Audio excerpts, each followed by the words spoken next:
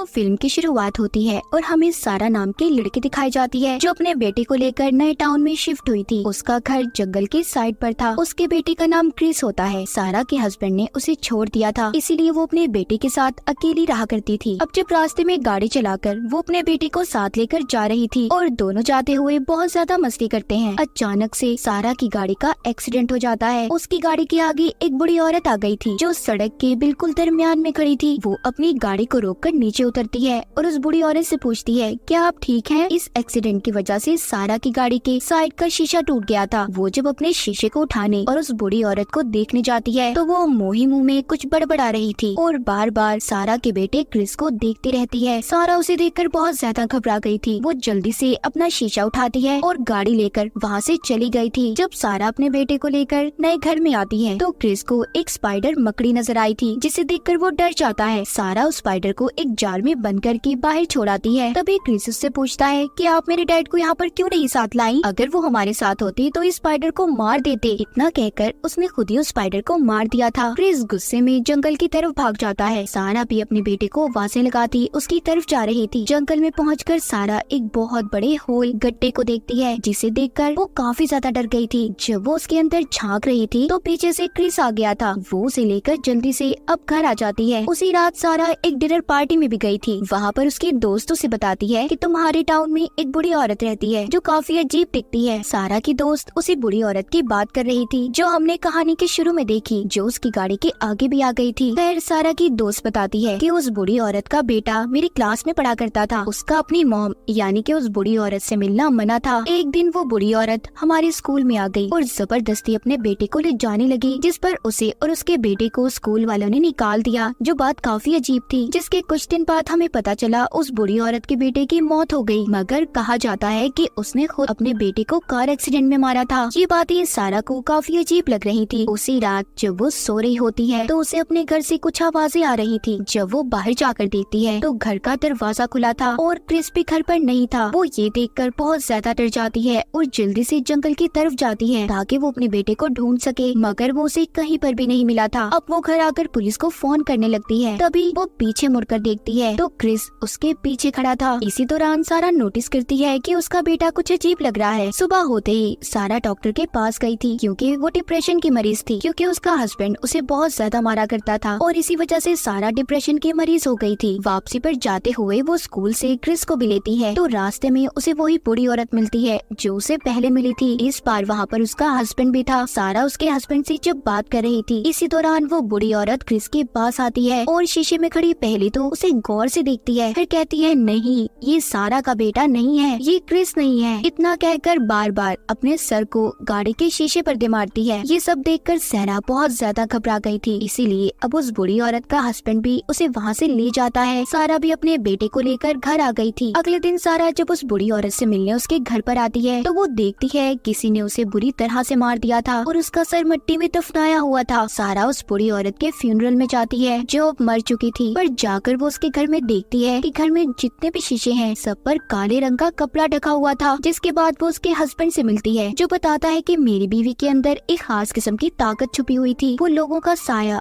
अक्स देखकर बता दिया करती थी कि वो कैसा है, और उसने हमारे बेटे के बारे में भी यही कहा था कि वो हमारा बेटा नहीं बल्कि कोई काली ताकत या फिर कोई बुरी आत्मा है। सारा पूछती है कि उसकी मौत कैसे हुई। मैंने सुना है आपके बेटे की मौत हो गई है। वो बताता है एक्सीडेंट की वजह से जो मेरी गाड़ी से हुआ था। सारा सब बातें सुनकर थोड़ा कंफ्यूज थी क्योंकि उसकी दोस्त ने तो उसे बताया था कि उस बूढ़ी औरत ने अपने बेटे को मारा था। अगले दिन सारा जब अपने घर पर क्रिस के साथ बैठी खाना खा रही थी, वो देखती है क्रिस का बर्ताव कुछ बदला हुआ है। जो खाना उसे बिल्कुल पसंद नहीं था वो उसे बहुत शौक से खा रहा था। एक दिन सारा जब सुबह वॉक करती जंगल की तरफ जाती है तो उसे अपने बेटे का गिरा हुआ सोल्जर टॉय खिलौना मिलता है। वो आकर अब क्रिस से पूछती है क्या तुम जंगल में गए थे? मैंने तुम्हें मना किया था ना, उसके बावजूद तुम वहाँ पर गए। ये सुनकर क्रिस को गुस्सा आ गया था। वो वहाँ पर पड़े टेबल को गुस्से में सारा की तरफ धकेलता है। अजीब बात ये थी कि सारा का बेटा बहुत छोटा था और इतने बड़े टेबल को उसने बहुत ही आराम से पीछे कर दिया था। रात को सारा जब नहाने जा रही होती है तो वो अजीब आवाजों को सुनती है जो क्रिस के कमरे से आ रही थी। जब वो उसके कमरे के पास जाकर देखती है तो हैरान हो गई थी। वहाँ पर क्रिस बैठा स्पाइडर मकड़ियाँ खा रहा था। इतना ही नहीं, उसका जिस्म भी अजीब तरह से मुड़ा हुआ था। ये नजारा देखकर सारा बहुत ज्यादा डर जाती है और अगले ही दिन वो क्रिस को डॉक्टर के पास ले आई थी, जहाँ पर डॉक्टर उसका मुआयना करके बताती है कि तुम्हारा बेटा बिल्कुल ठीक है, उसे कुछ भी नहीं हुआ। सारा अपने बेटे को लेकर घर तो आ गई थी, मगर उसे अब ये लगने लगा था कि ये बच्चा उसका बेटा क्रिस नहीं है। वो जब टेबल पर बैठा खाना खा रहा था तो वो सारा के फेस को हाथ लगाता है, जो चोट सारा के सर पर लगी हुई थी। क्रिस देखते ही देखते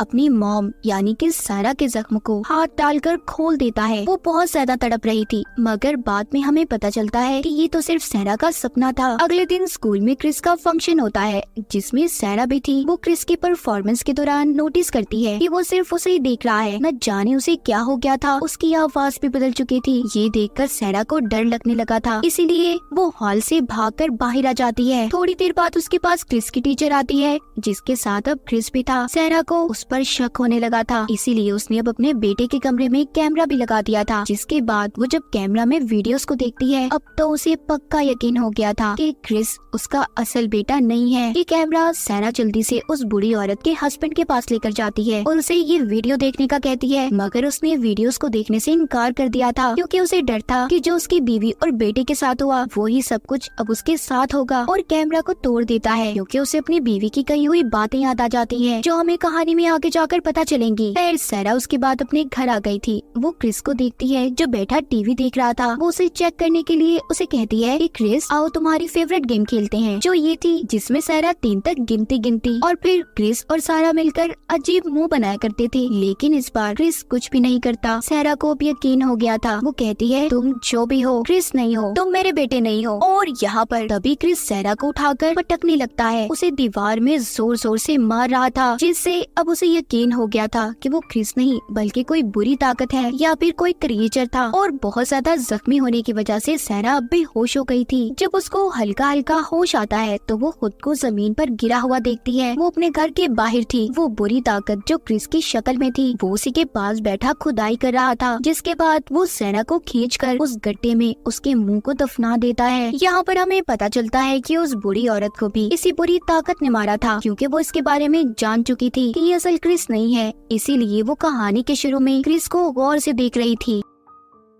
खैर वो बुरी ताकत सारा को दफनाने के बाद खुद बेहोश हो जाता है, क्योंकि सारा ने उसके खाने में बेहोशी की दवा को मिला दिया था। सारा अब खुद को किसी तरह जमीन से बाहर निकालती है और उस बुरी ताकत को जो क्रिस की शक्ल में था उसे लेकर बेसमेंट में बंद कर देती है। तब वो उसका अपनी गाड़ी के टूटे हुए शीशे में असल चेहरा देखती है, जिसे देखकर वो एकदम डर गई थी। जो एक डीमन का चेहरा था, वो डीमन अब आहिस्ता आहिस्ता जागने लगता है और एक बार फिर से उसने सारा पर हमला कर दिया था। वो किसी तरह से खुद को उससे बचाती है और बेसमेंट में बंद करके अब जंगल की तरफ भागने लगी थी, जहाँ पर बहुत बड़ा गड्ढा था। वो उस गड्ढे के अंदर जाने का फैसला करती है, क्योंकि उसे लग रहा था कि उसका बेटा यहीं पर होगा। जब वो उसके अंदर जाती है तो वहाँ पर उसे एक टनल सुरंग दिखाई दी थी, जिसके अंदर जाने पर उसे क्रिस पे होश मिलता है, यानी कि उसका असल बेटा जो अभी भी जिंदा था। वो अपने बेटे को लेकर किसी तरह से जब टनल से बाहर आ रही थी तो वो अपने पीछे बहुत से डीमन मॉन्स्टर्स को देखती है, जिनकी शक्ल काफी अजीब थी। वो आते हुए बहुत से स्केलेटन ढांचे भी पड़े हुए देखती है। मतलब ये डीमन बच्चों को खाया करते थे। वो किसी भी फैमिली से एक बच्चे को यहाँ पर लाकर अपने पास रख लेते और फिर उसका रूप लेकर उसकी फैमिली में शामिल हो जाया करते थे, जैसा कि क्रिस के साथ हुआ। और उस बुरी औरत के बेटे के साथ भी ऐसा ही हुआ था। और उसने अपने बेटे को इसलिए मारा क्योंकि उसे पता चल गया था कि जो उसके घर में रह रहा है वो उसका असल बेटा नहीं बल्कि एक डीमन है, जो उसके बेटे के रूप में है। लेकिन वो अपने असल बेटे तक कभी न पहुँच सकी और सब में ये मशहूर हो गया कि उस बुरी औरत ने अपने बेटे को मारा। सारा जब इस टनल से बाहर आने लगती है तो एक डीमन ने उसका हाथ पकड़ लिया था। वो अपनी टॉर्च से उसे मारने की कोशिश कर रही थी। वो डीमन देखते ही देखते सारा जैसा दिखने लगा था। अब वो जैसे तैसे कर उस बड़े से गड्ढे से अपने बच्चे को बचाकर बाहर ले आई थी। यहाँ पर हमें ये भी पता चलता है कि वो डीमन किसी भी इंसान का रूप ले सकते थे। वो अब अपने घर जाकर जैसे तैसे करके गाड़ी की चाबियां लाती है। उसने उस घर को आग लगा दी थी, जिसमें क्रिस की शक्ल का डीमन बंद था। वो अपने अपने बेटे को लेकर वहाँ से चली गई थी। कुछ दिन बाद हमें दिखाया जाता है सारा एक नए टाउन में शिफ्ट हो गई। उसने खुद यूनिवर्सिटी जाना भी शुरू कर दिया था और क्रिस को हम साइकिल चलाता हुआ देखते हैं। एक दिन क्रिस जब अपनी साइकिल चला रहा था तो सारा चुपके से अपने घर में खड़ी उसकी तस्वीरें लेती है, जिसमें क्रिस का चेहरा थोड़ा ब्लर आया था। और अब सारा ने अपने घर के अंदर चारों साइड पर शीशे भी लगाए हुए थे। वो शीशे शायद इसलिए थे ताकि अगर क्रिस की शक्ल में अभी भी वो डीमन है तो वो इसे नजर आ जाए। और वो तस्वीरें भी इसी वजह से ले रही थी क्योंकि सारा उस हादसे की वजह से बहुत ज्यादा डर चुकी थी। उसे अभी भी यही शक था कि क्रिस उसका असल बेटा है या नहीं। और इसी हॉरर एंडिंग के साथ इस फिल्म की कहानी